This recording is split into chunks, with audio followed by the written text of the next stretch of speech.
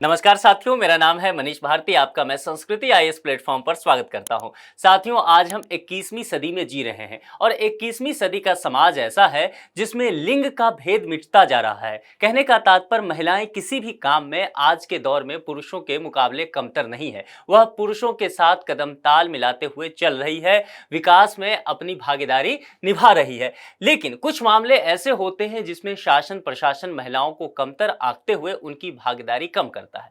यही जरूरत हो जाती है। सब समाज से यह उम्मीद की जाती है कि वह उदार रवैया अपनाए और समय के साथ खुद को बदले। लेकिन जब ऐसा नहीं होता है तो मामला पहुंचता है न्यायालय के समक्ष और न्यायालय फिर न्याय करते हुए कुछ बातें कहती है। जैसा कि अभी इस मुद्दे में कहा गया है, भारतीय तट रक्षक बल में महिलाओं की अस्थायी कमीशन ना देने को लेकर के सुप्रीम कोर्ट ने सरकार से कुछ तीखे सवाल किए हैं और सुप्रीम कोर्ट ने कहा सरकार का महिलाओं के प्रति प्रतिसत्तात्मक रवैया है। यानी कि सरकार को सुप्रीम कोर्ट यह कहती हुई नजर आ रही है कि आप महिलाओं के अस्थायी कमीशन को लेकर के क्यों मुखर नहीं हैं? क्या आपका जो रवैया है वह पुरुषों को अधिक महत्व देने का है? इस मुद्दे पर हम विस्तार से चर्चा करेंगे। हम यह सभी चीजें समझेंगे कि सुप्रीम कोर्ट ने और क्या कहा है और इसके अलावा सरकार का क्या पक्ष है और सरकार इस मुद्दे पर आगे नहीं बढ़ रही है तो क्यों नहीं आगे बढ़ रही है, क्या चुनौतियां हैं, इन सभी बातों को देखेंगे। देखिए, यह मुद्दा जो है आपके जीएस का पेपर 2 जो है सोशल जस्टिस, उससे जाकर के जुड़ेगा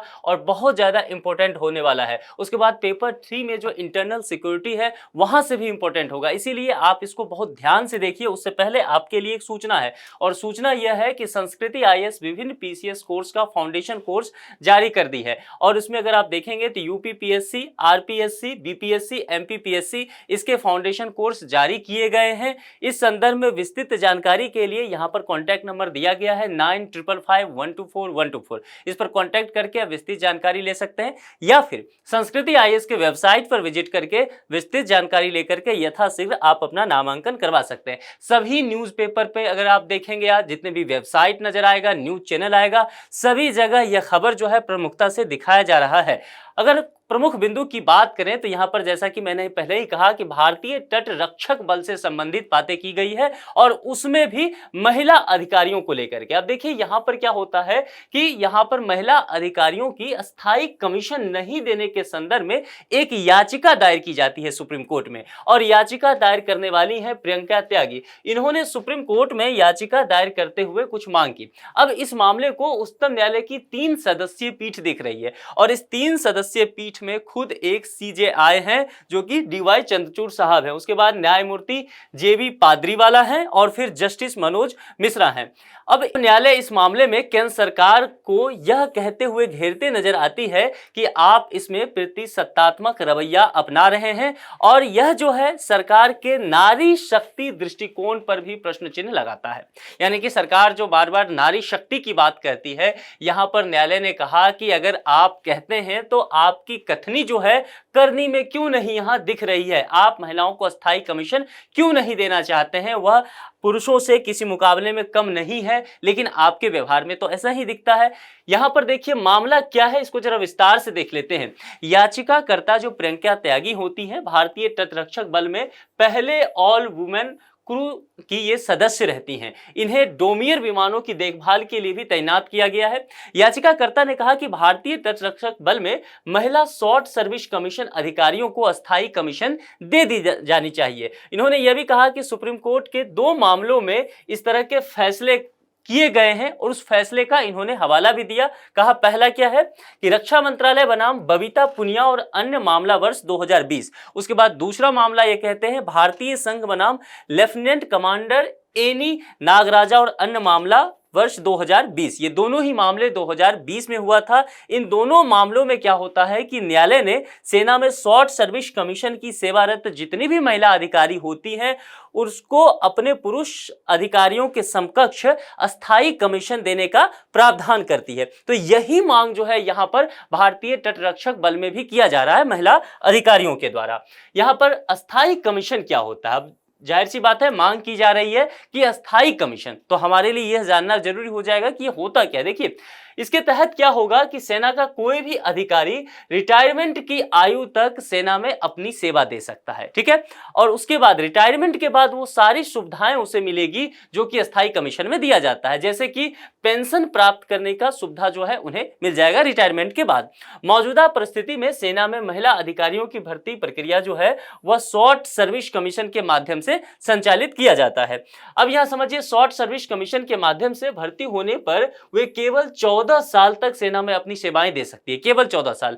अब अगर केवल 14 साल यहां पर सेवा देती है तो रिटायरमेंट के बाद यानी कि जब उनकी सर्विस खत्म हो जाएगी फिर वो पेंशन की हकदार नहीं रह जाती है, क्योंकि किसी भी अधिकारी को यदि पेंशन प्राप्त करना है तो उसे कम से कम 20 वर्ष तक की सेवा उन्हें पूर्ण करना होगा, और इनकी रिटायरमेंट ही 14 वर्ष में हो रही है, इसीलिए इन्हें पेंशन का लाभ नहीं मिलेगा, ठीक है। महिला अधिकारियों के लिए स्थायी कमीशन की व्यवस्था लागू होने पर महिला अधिकारी 20 वर्ष तक अपनी पूरी सेवा दे सकती है और सेवा के साथ ही इन्हें फिर पेंशन के लिए यह योग्य हो जाएंगे।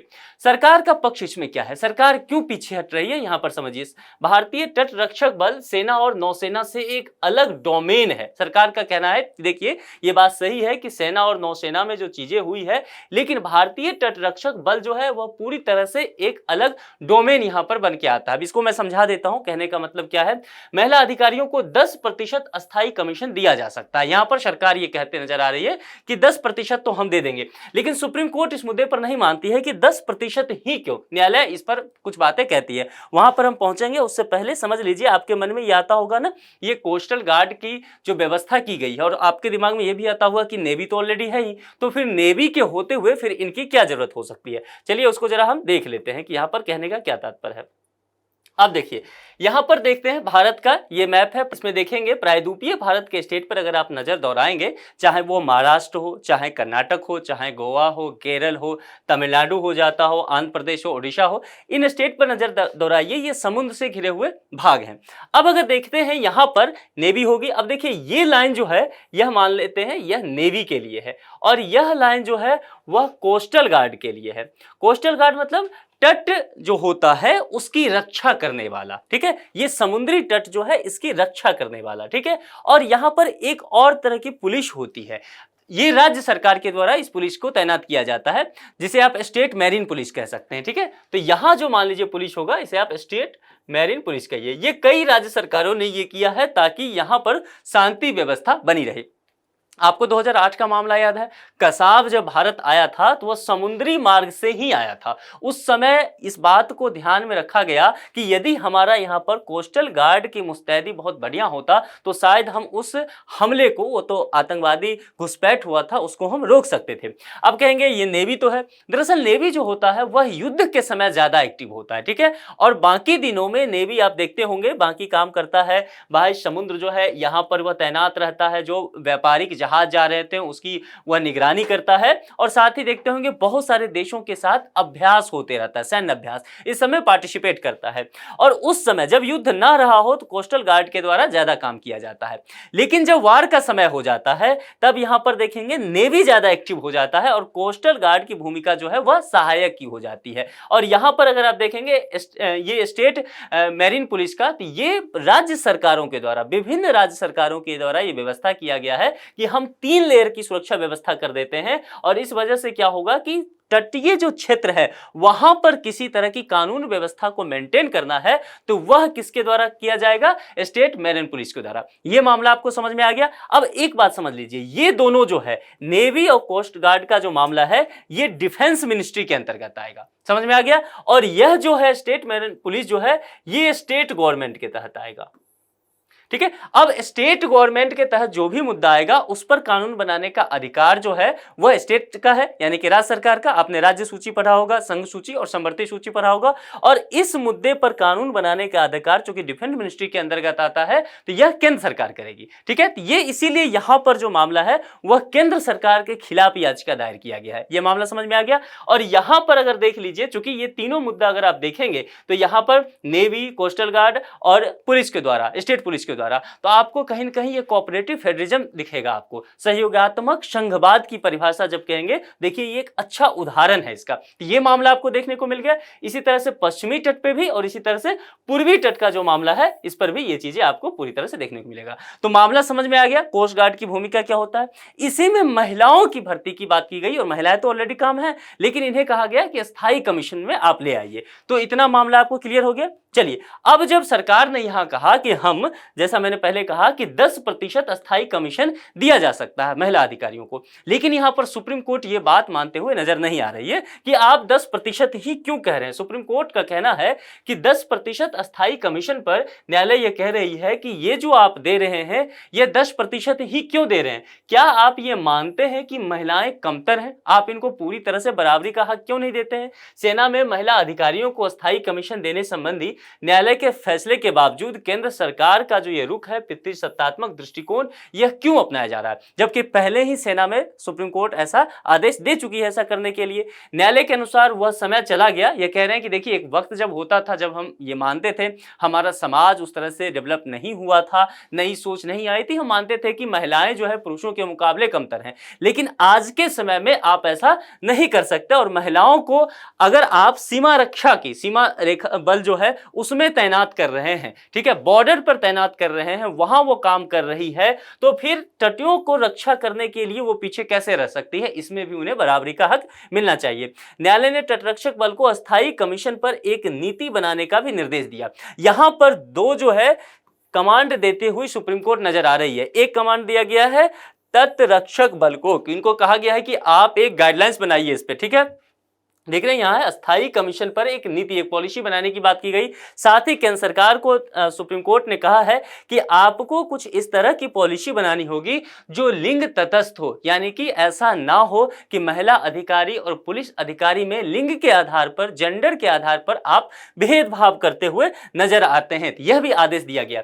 अब आखिरी में हम ये समझ लेते हैं कि भारतीय तटरक्षक बल क्या होता है। देखिए, इसकी स्थापना जो है अगस्त 1978 में किया गया था, और जैसा कि मैंने पहले भी कहा कि ये डिफेंस मिनिस्ट्री के अंतर्गत ये आता है। इसकी गठन की अवधारणा वर्ष 1971 के युद्ध के बाद ही हो गया था। वो जो 1971 का युद्ध हुआ था पाकिस्तान के साथ, जिसमें बांग्लादेश एक अलग देश बन गया था, हमने कई बार इस पर चर्चा किया भी है, और इसके लिए रुस्तम जी समिति की सिफारिश की गई थी। इसी सिफारिश को मानते हुए, इसके जो सलाह थे इसको मानते हुए सरकार ने इसका गठन किया था।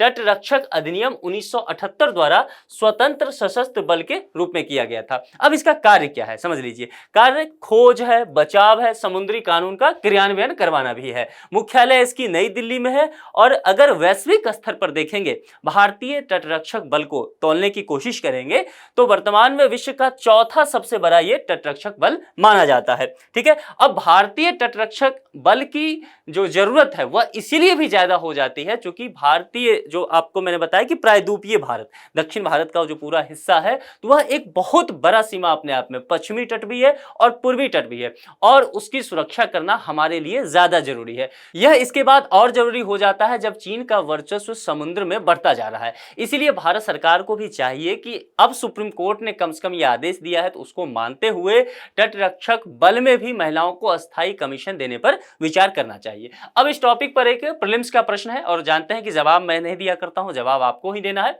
हालांकि यह प्रश्न जो है इसी लेक्चर से संबंधित है। यदि आपने पूरे लेक्चर को बहुत ध्यान से सुना है तो आप प्रश्न का जवाब दे जाएंगे। निम्नलिखित कथनों पर विचार कीजिए। रुस्तम जी समिति की सिफारिश के आधार पर भारतीय तटरक्षक बल का गठन किया गया, ठीक है। तो यहां पर देखिए, यह जो है समिति का नाम, यह इंपॉर्टेंट है, प्रीलिम्स आने वाला है, और अभी सुप्रीम कोर्ट का जो यह डिसीजन आया है इसको लेकर के, इसलिए आपको यह तैयार करना होगा। इसकी मैंने चर्चा भी की है। आपको देखना है कि यह गलत है, इसमें से कौन सा गलत है स्टेटमेंट, उसके आधार पर आपको विकल्प का चयन करना है। वर्तमान में भारतीय तटरक्षक बल विश्व का चौथा सबसे बड़ा तटरक्षक बल है। आपको देखना है कि दोनों स्टेटमेंट में से कौन सा गलत है, या कोई गलत है भी या कि नहीं। इसके आधार पर 4 विकल्प हैं, जो भी विकल्प आपको सही लगे उसका चयन करके कमेंट बॉक्स में आप जवाब जरूर दीजिए। इस मुद्दे पर आप क्या सोचते हैं? क्या सरकार को तटरक्षक बल में महिलाओं को अस्थायी कमीशन पर रखना चाहिए? क्या महिलाओं को भी पुरुष अधिकारियों के बराबर वो सारी सुविधाएं मिलनी चाहिए?